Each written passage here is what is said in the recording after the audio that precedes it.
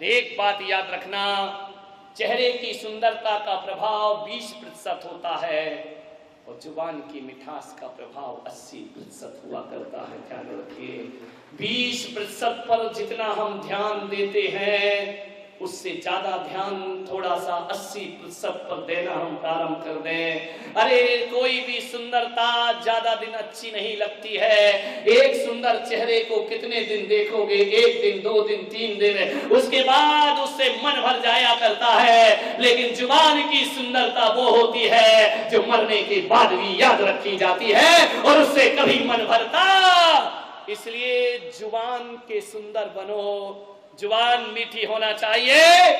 चेहरा काला हो और जुबान मीठी है तो वो आदमी लोकप्रिय हो जाया करता है, जन जन का प्रिय हो जाया करता है। 80% पर ध्यान देने का प्रयास करिए। जहां तक मैं सोचता हूं कि ओठों की लिपस्टिक जीवन में उतना आकर्षण पैदा नहीं करती है जितनी मुस्कुराते हुए ओठ लोगों को आकर्षित किया करते हैं। लिपस्टिक लगाओ और ओठ ऐसे हो बिल्कुल मोटे साउथ अफ्रीकन, जिनमें मुस्कुराहट भी नहीं हो। मेरे भाई ध्यान रखना, साउथ अफ्रीका के ओठे मोटे ओठ वहीं के होते हैं ना सबसे ज्यादा। नेमीचंद जी, इतने मोटे ओठ होते हैं, ध्यान रखना। ब्राजील के देखो, इतने मोटे मोटे ओठ, ध्यान रखना। ओठ मोटे हो या पतले हो, यदि ओठों पर मुस्कुराहट है तो मोटे ओठों में भी आकर्षण पैदा हो जाया करता है। जुबान में यदि मिठास है तो एक बात ध्यान रखना, मीठी जुबान तुम्हें जनता का लोकप्रिय बना देगी। और जुबान में यदि मिठास नहीं है, कितनी भी ओठों पर लिपस्टिक रहे उसका कोई फर्क नहीं पड़ा करता है।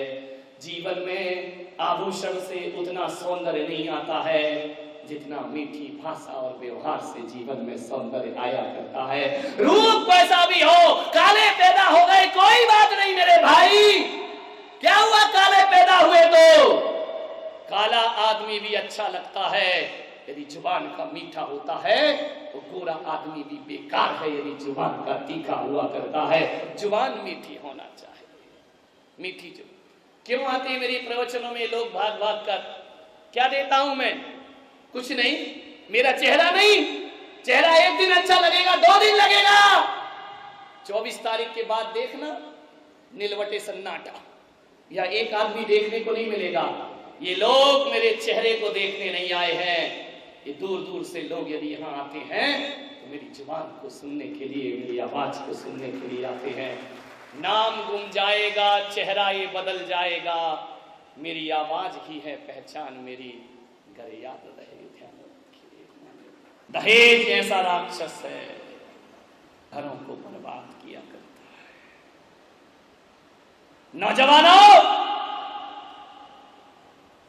किसी की दौलत पर बुरी नजर मत रखिए, दुल्हन ही दहेज है। ध्यान रखना, मैंने एक दिन कह दिया कि दुल्हन ही दहेज है। एक छोरा कमरे में आ गया, बोले महाराज आपने कहा था दुल्हन ही दहेज है। मैंने कहा हाँ। तो बोले एक ट्रक के पीछे लिखा था दहेज लेना पाप है। बोले एक ट्रक के पीछे लिखा दहेज लेना पाप है। तो मैंने कहा क्या कहता है? बोले आप कह रहे हैं दुल्हन दहेज है और मैं कह रहा हूं दहेज लेना, इसलिए दुल्हन मत लो, बिना दुल्हन के भी नोट मिले तो आने। ध्यान रखिए मान्यवर, खूब प्रवचन सुने, खूब माला फेरी, खूब पूजा की। बहू बेटी में भेद की रेखा रखोगी और बहू बेटियों में यदि भेद रखोगी और लड़के की ससुराल से धन की आस रखोगी, पाखंड है तुम्हारा पूजा पाठ धन दौलत। मान्यवर, दहेज लेने का मतलब है अपने बेटे को बेच देना, खुलेआम बेचना, मांस का व्यापार है। एक बात ध्यान रखना, शराब पीना ही पाप नहीं है, मांस खाना ही पाप नहीं है, झूठ बोलना ही पाप नहीं है, दहेज लेना भी दुनिया में महापाप हुआ करता है।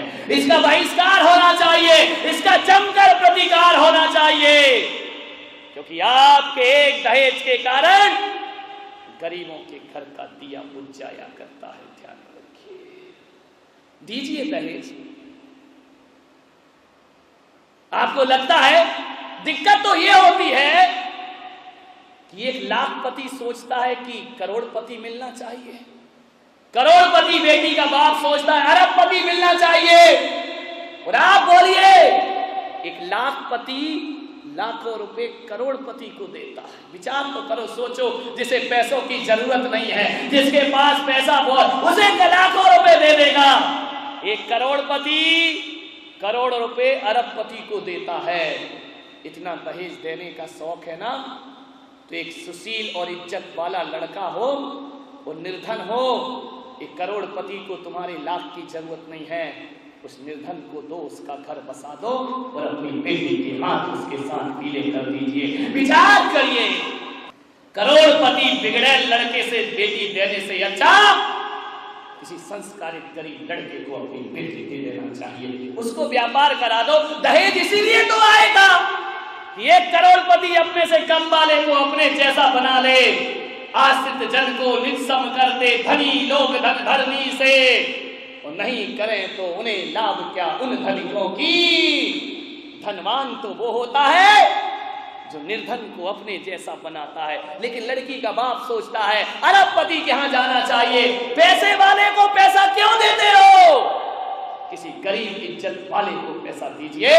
यदि उस लड़के के पास अच्छे गुण हैं, अच्छे संस्कार हैं, धर्म के रीति रिवाजों से चलता है, पैसा नहीं है, तो एक अरबपति को अपनी बेटी उसे दे देना चाहिए और कहना चाहिए कि ले बेटा, ये पैसा तुझे देता हूं, तू व्यापार जमा, और जिस दिन तेरा व्यापार जम जाए उस दिन ये पैसा मुझे वापस लौटा देना, ताकि जिंदगी में तुझे ये एहसास ना रहे कि मैं सास ससुर के टुकड़ों में पल रहा हूं। ध्यान रखिए,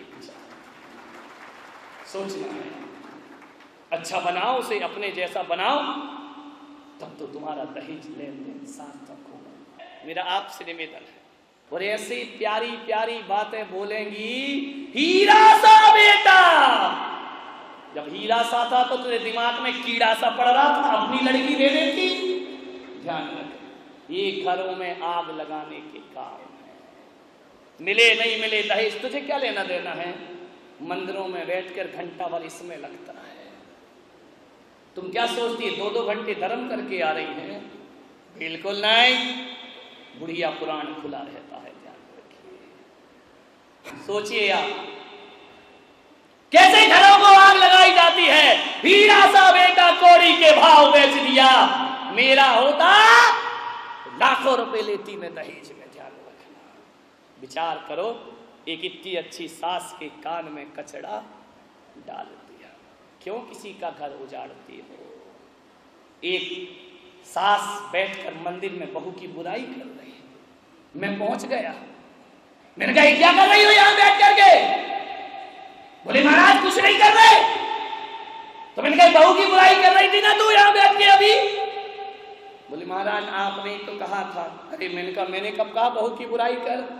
बोले आपने ही तो कहा था कि एक गृहस्थ को दिन भर में एक बार आलोचना पाठ जरूर पढ़ना चाहिए। तेरे की माथा ठोका। बोले मैं तो आलोचना पाठ कर रही हूँ, मैं बहू की आलोचना कर रही हूँ। अरे मेरी अम्मा, मैंने कहा आलोचना ही पढ़ेगी कि कभी सामायिक पाठ भी पढ़ेगी जिंदगी में? विचार करिए आप, जिस घर में स्त्रियां होती हैं और पति आदमी झाड़ू लगाए, रिद्धि सिद्धि बाहर चली जाती है, मैं झाड़ू लगा दूंगी कोई बात नहीं है। बेटे ने कहा नहीं मां, मेरे होते तू झाड़ू नहीं लगाएगी, ला झाड़ू मैं लगाऊंगा। मां ने कहा नहीं बेटा, जब तक हाथ पैर चल रहे हैं मैं झाड़ू।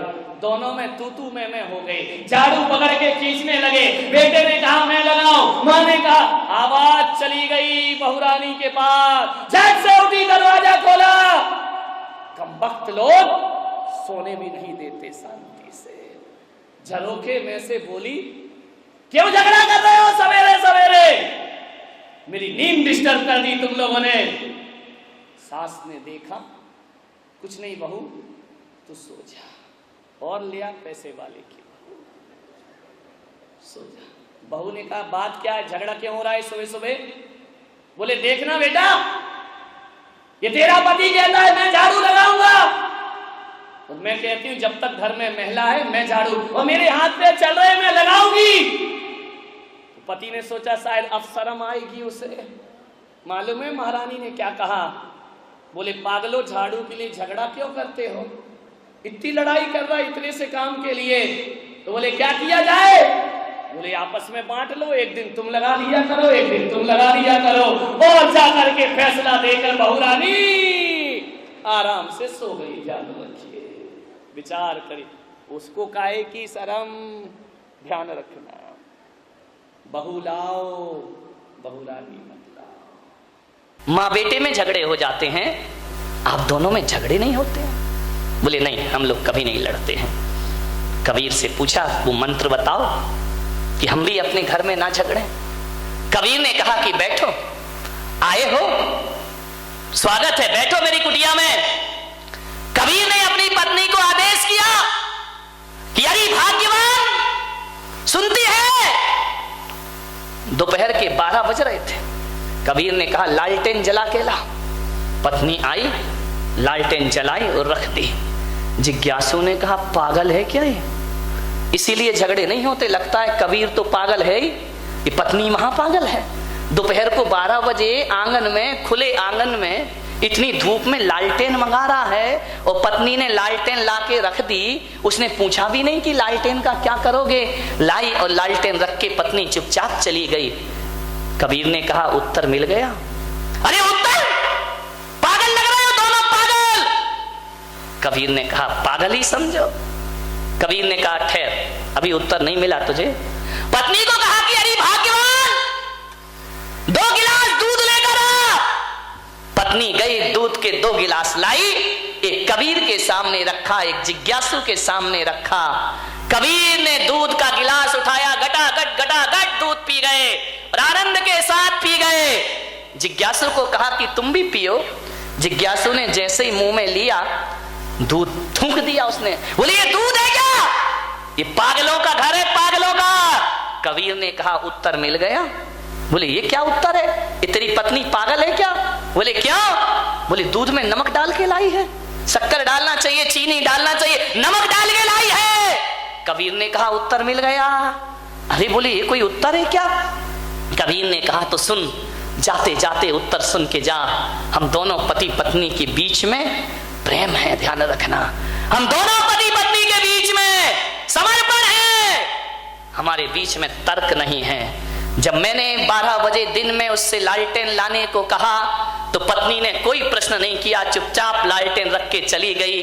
जब पत्नी लालटेन लाने पे प्रश्न नहीं करती है तो धोखे से शक्कर की जगह नमक डल गया तो मैं भी उससे कोई प्रश्न नहीं किया करता हूं। और इतना ही ध्यान रख, यदि जीवन में आनंद को जीना है तो मैं भी बारामती वाले आपसे कह रहा हूं, एक कोटेशन में आपको दे रहा हूं, जहां दिन में 4 बार आपकी नजर पड़ती हो, दुकान में, ऑफिस में, घर में, मकान में, एक लाइन लिख के रखना।